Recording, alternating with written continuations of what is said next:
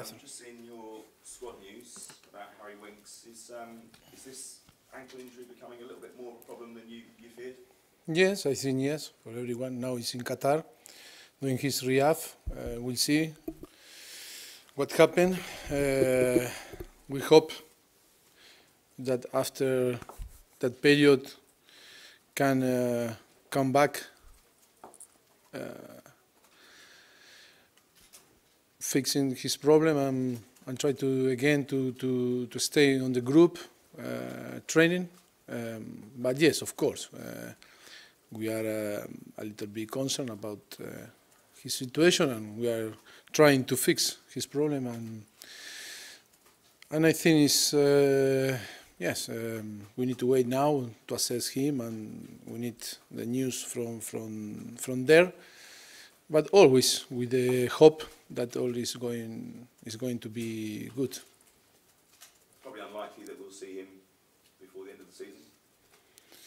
We'll see. We'll see. It's impossible now to say or to guess what is going to happen. But like always, it's about how he's going to react about the treatment and everything. And of course, we hope that as soon as possible can come back and stay with the group, available for training and be happy again. Because always a player, and when you are young, of course, it's more difficult to handle in your brain, in your mind. But of course, we are trying to help all the staff and all the people, trying to help him to fix his problem and start again to enjoy football. That is all the player want to do. Premier League ordered or decided that Harry Kane will get the goal at Stoke ahead of Christian Eriksen. Were there really arguments in the dressing room about it? Honestly, we didn't talk. Of course, after the game, Harry, like I told you on the media, he said, I touched the ball with my shoulder, right shoulder. He told Christian, and you know, I think, yes, Harry is a very honest people. Of course that he's not going to lie about this situation. And of course, but it's not a big issue, it's not a big deal for the team. What was your view as the manager, because presumably you don't care who gets the goals? Sorry? What was your view as the manager, because presumably you don't really care who scores the goals as long as your team win? Yes, I care the goals because provide us the 3 points. But of course after, you know, all that happened after is about more about player decision or club decision. I am not. For me, I am more than happy with Christian scored twice, or Harry scored twice, or Son, or I don't know, or Dele Alli, or I don't know. For me, I don't care who scored the goal. For me, I care about the 3 points.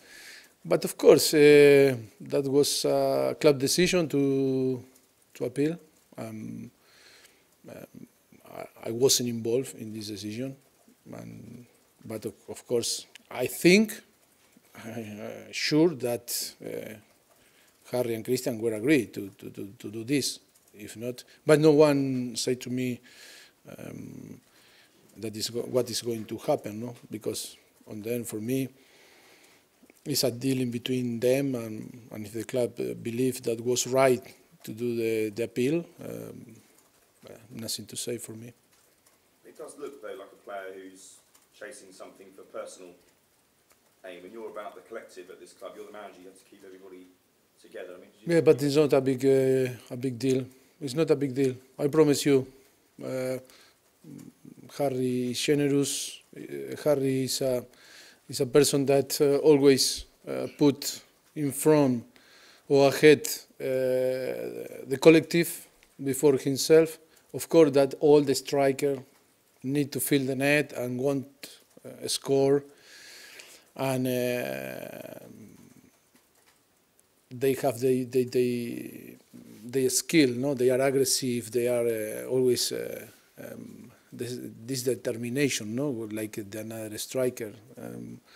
But I think Harry always showed that his commitment with the team, with the teammates. I think only was that after the game or during the game when they talk. I think you can see the clip when the goal happened. That Harry said to Christian, "I touched with my right shoulder." And after the game, they were happy and say, Harry, oh, I think it was my goal. And Christian say, okay, no problem. And all start like this. But I promise, it's not a big deal.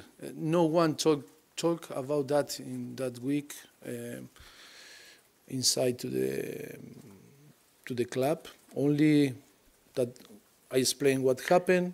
And I hope that Harry and Christian can score Saturday, and everyone happy.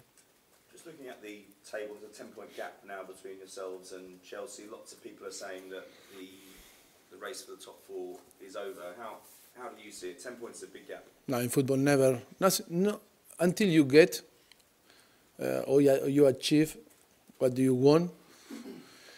Never in football, never is over until to the end. And I think we need to keep pushing, winning games, massive 3 points against Manchester City. I think it's still a lot of work to do until to the end, and you cannot underestimate clubs like Chelsea, Arsenal, different clubs, big clubs that can win every game, and you need to keep focus in winning games and winning points. And in the moment that mathematics you achieve what you want, of course, in that moment it's over. But until that, it's impossible to think like this. Because in the moment that you start to think like this, you start to lose. And we know very well in football. Look what happened in the last few days in Champions League, the result, different result. And never the tie are over, the game is over, never football. Always football can surprise you. Manchester City, though, are going through a period they haven't experienced so far this season. They've lost 3 big games in a row. Does that make your task easier or more difficult? No, I think we are going to play, for me, with the best team in England. I think they deserve to be on the top. I think they were the most consistent team playing with fantastic players, of course, and fantastic coaching staff and fantastic manager. And they deserve a lot of prize. I think it's only an accident, of course, in different competition. And I think we can talk about the game that they lose again twice again, of course, Liverpool in Champions League and one against Manchester United. But when you assess or when you watch the games, I think always they were alive and always was a minimum detail, a very small detail that put the game in one or another side. But of course, for me, Manchester City is a massive challenge to play against them. For me, of course, deserve everything and a lot of prize. I think for me, it's true that still it's not over the Premier League. It's nearly over, but I think for me, Manchester City, we can say, was the most consistent and best team on England in the whole season. You say the most consistent. Is it the best Premier League team you've seen since you came into English football? Well, I think it's not fair to compare with another team. I think every season, like was last season Chelsea, before Chelsea was Leicester, before Leicester was Chelsea, before Chelsea was Manchester City. I think, sorry? Thank you, Tom. Yes, thank you. Because when we arrived was City, United. Yes, was last year when we arrived to Southampton was United last season of under Ferguson. You were just about to win it when you arrived. Yes, my first 5 months in the Premier League. United, City, Chelsea, Leicester, Chelsea, and nearly City again. But every single team that won the Premier League, I think deserved and was the best team. But of course, Manchester City this season make a fantastic football, of course. But he's doing a fantastic football. Kyle Walker is coming back to Tottenham. Do you feel he deserves a good reception from the Of course. Tottenham supporters? No, of course. Of course, of course. Of course that the fans feel disappointed in the day that he decided to move to Manchester City. But on the end, I think that is a human nature that you want. Sometimes you need a new challenge, a new experience, new motivation. And of course, for me, always Kyle will be, I think, a player that did a lot for the club, did a lot for us in 3 years. And of course that the club did a lot for him, and we did many things for him. But I think that relationship is good with us, with the club, and of course he deserves a good reception. That is natural, sometimes disappointed for the fans when they love some player and the decision is to move. But I think after 7-8 months that thing happened, I think he deserves a good reception for the fans. I think the fans love, of course, disappointed during the game or in the moment that he left, but I think he deserves a good reception for the fans. Just finally, for me, Toby Alderweireld is fit, but he can't get into your starting 11 or even make the bench at the moment. Is it time that Tottenham fans accepted that he'll probably be sold in the summer with a year left on his contract? It makes sense. I think we make a drama for sometimes for small things. After 14 games unbeaten, I think it's not point to talk about the player that no play, that was injured for a long time. But if you want, for me, Toby is still our player, 2-year contract. I think I am sure that he's going to play until the end of the season. I am sure he's doing well, he's training, and of course, he's only need to wait for his opportunity. But today is no point to talk about this type of situation. But I understand your question, and for me, it's natural, no problem. Mauricio, I just wondered if you watched the Champions League games last night and you were sort of kicking yourself that you weren't in the quarter-finals, considering you beat Real Madrid and you played really well against Juventus. Yes, it was a massive satisfaction, to watch the game last night, because show ourselves that we are in a good level today, and in all the job that we made in the last 3 seasons to achieve or to reach this level, I think this season we can touch. It's sure that we need to work a lot to try to keep this level and improve.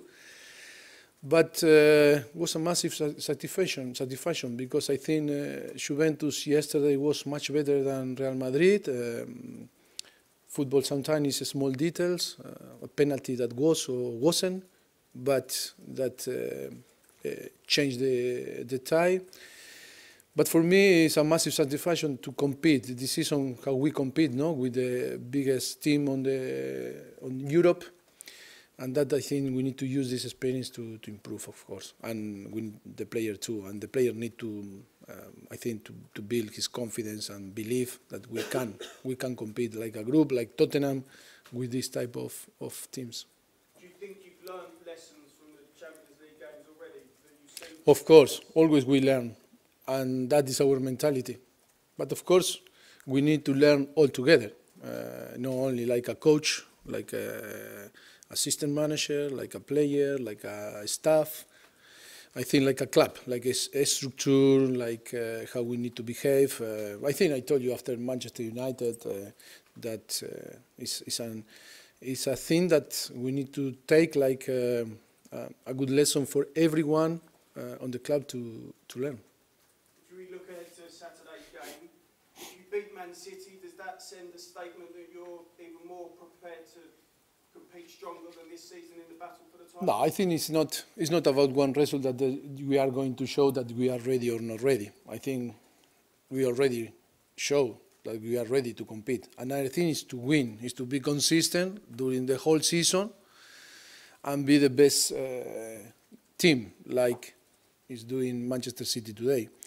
I think we don't need to show, first of all, ourselves. I think we show ourselves that we can compete. And then football, 90 minutes, you can win or you can lose. But I think we need to be more consistent during the whole season, because you need to be consistent about performance, about result, if you want to win. Of course, the gap is massive with Manchester City. We are in the race for the top 4. That for Tottenham is a massive, massive achievement in case to finish on the top 4 for third time in a row. That is so important, massive achievement. But of course, the ambition is to win titles, and the ambition is to win one day the Premier League or the Champions League, and to be close. Only in this way you can build that structure that provide you the possibility one day to win. And in Kevin De Bruyne and Christian Eriksen, are they the two best midfielders in the Premier League for you, do you think? Yes, both fantastic. I don't know if they are the best, but if you make your top 5, I think sure that the coincidence with all the manager or with all the football people are going to tell one De Bruyne and another Christian Eriksen, of course.